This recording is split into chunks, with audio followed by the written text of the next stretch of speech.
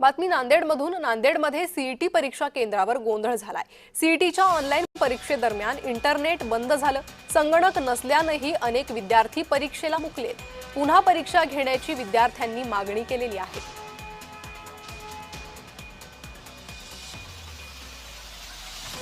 CET साठी माझा B.Ed साठी एग्जाम होती।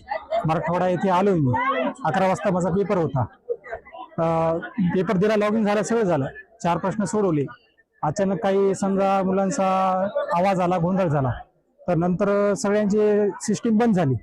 तर नंतर कळलं तर काही मुलं समजा ज्यांची कॅपॅसिटी होती त्याच्याहून जास्त मुलं आले, त्यांना कम्प्युटर भेटले नाही, त्यामुळे गोंधळ झाला आणि काही मुलांचं सर्व बंद झालं।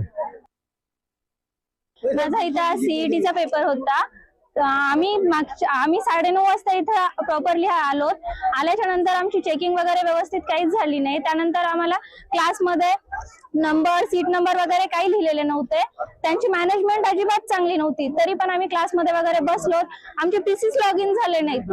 ज्यांचे पीसी लॉग इन झाले ते एक्झाम देत होते, त्यांना पण काही ना काही प्रॉब्लेम येत होते। 400 जण आम्ही इथं विद्यार्थी आलो।